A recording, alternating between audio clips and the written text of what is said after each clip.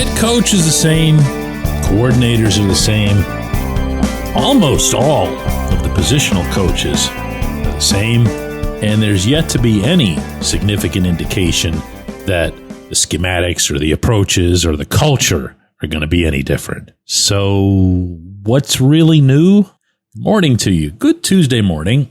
I'm Dejan Kovacevic of DK Pittsburgh Sports. This is Daily Shot of Steelers. It comes your way bright and early every weekday. If you're into hockey and or baseball, I also offer daily shots of Penguins and Pirates, the other two teams in town that I cover. I hope you'll check those out as well. Flying back from Seattle yesterday, and for those of you who've never made that, it's around 5 hours, a little less than that. Offers you a lot of idle, mostly clear-headed time to think about stuff that you wouldn't normally think about, even if it's in list form. And you know what I'm talking about. Kind of stuff where you have to go over in your head and motion with your fingers to count with yourself. And in this case, probably somewhere over, I don't know, Montana or Idaho or whatever, I started thinking about that. Exactly that. What was it? What is it that's changed since the 2024 NFL season in Pittsburgh? Because you know and I know that when this team convenes in Latrobe 2 weeks and a day from today, everything's going to sound exactly the same. It's going to look mostly the same. But then you back off from it a little bit. You start counting some bodies. You can start on offense. None of us can know exactly how they're going to align for the opener in New Jersey, but I'd imagine we can say with some conviction that Aaron Rodgers is going to be the quarterback.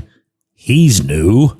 Jonnu Smith, depending on how he ends up getting defined with Pat Freiermuth, Darnell Washington also in the mix, could reasonably be considered a new starter, seeing as he was the number 4 receiving tight end in the entire NFL last season in Miami.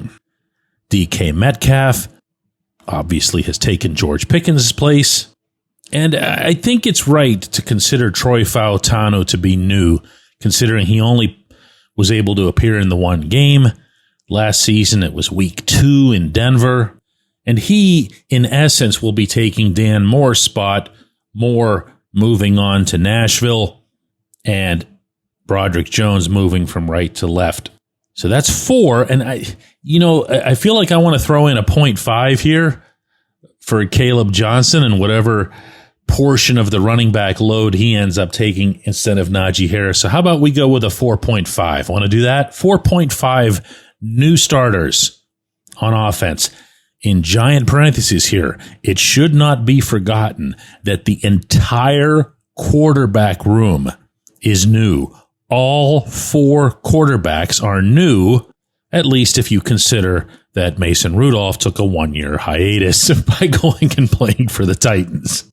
That's a pretty fair amount of change on the offensive side. On defense, Minkah Fitzpatrick not being there is so jarring and so different that it probably should represent 1.5 on the change scale. It just doesn't feel right to say, well, Fitzpatrick's out and Juan Thornhill is in. It's just, it feels disrespectful.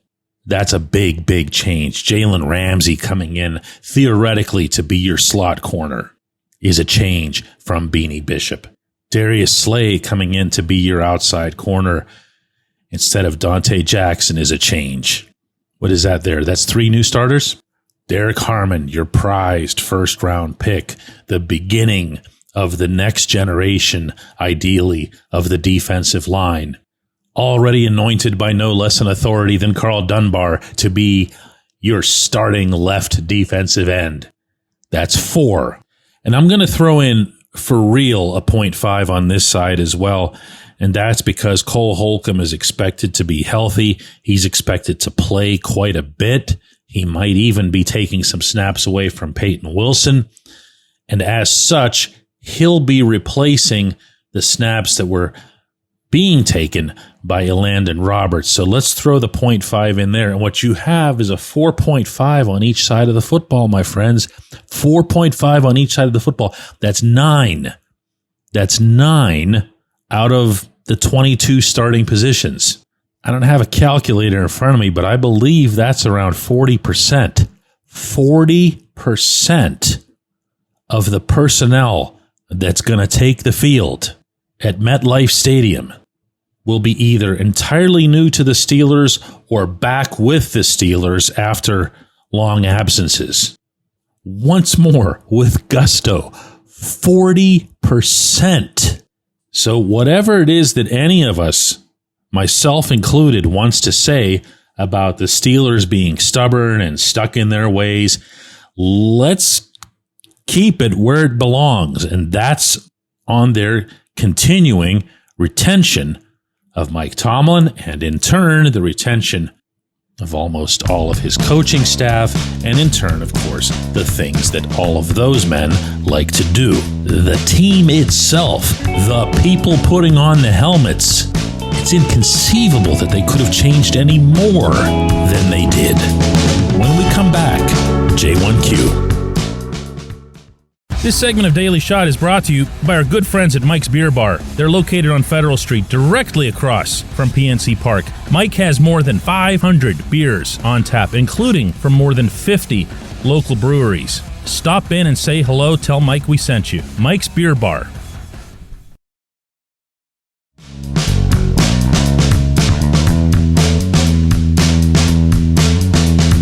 John Marshall has a really good J1Q today. He says, DK, we're talking about getting a WR2, and my question is, how's the running back situation?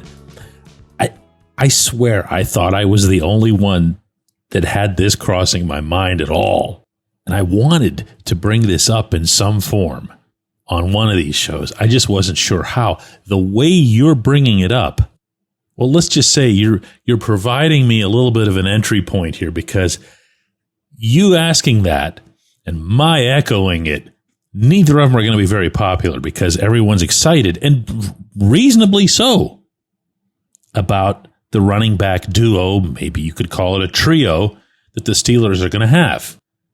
Jaylen Warren's been either 1A or a 1B, depending on your perspective, for a while. Certainly in Mike Tomlin's perspective, he's been 1B. He now has a chance, at least, to be a 1A.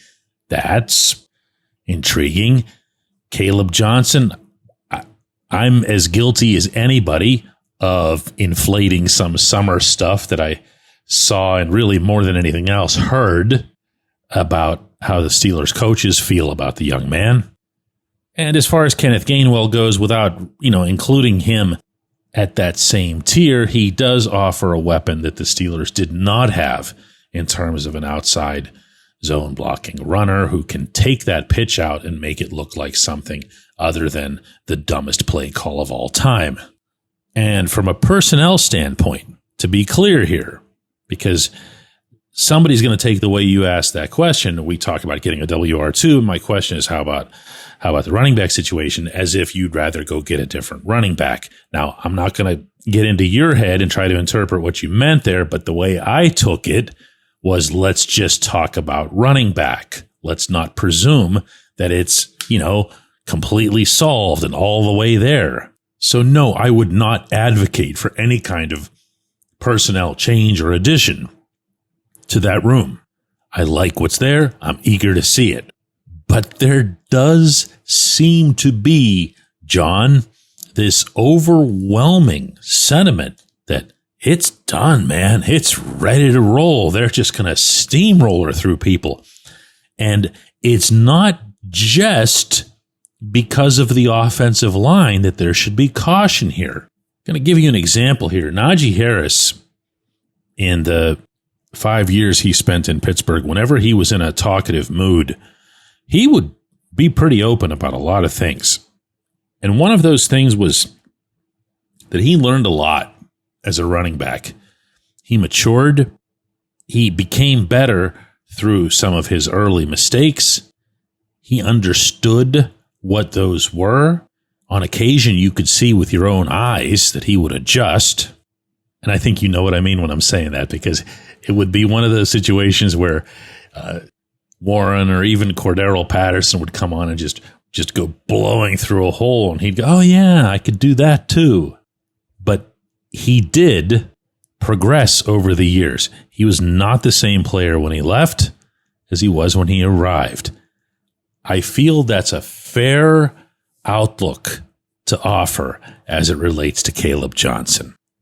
If he was the next Saquon Barkley, he would have been taken where Saquon was in the draft. Nobody, including the Steelers, would have waited until the third round to get him. If he's going to become a star in the NFL, it's probably not going to be in September. It's probably not going to be in 2025. So for me to answer your question as best as I can, John, how is the running back situation? For me, it's encouraging, bordering on exciting, but it's far from complete. And to Caleb's own credit, the conversation he and I had at minicamp, he gets that. He gets that. He's not full of himself. His head's not bursting through his helmet. He's humble. He's absorbing. He's respectful of Warren. But it's also okay to pump the brakes a bit on some of this. I appreciate the question. I appreciate everybody listening to Daily Shot of Steelers. Don't forget, we have a double shot coming up today at 4 p.m. Eastern. That's live on our YouTube channel. It's also on our own app and website, DK Pittsburgh Sports. Hope to see you there.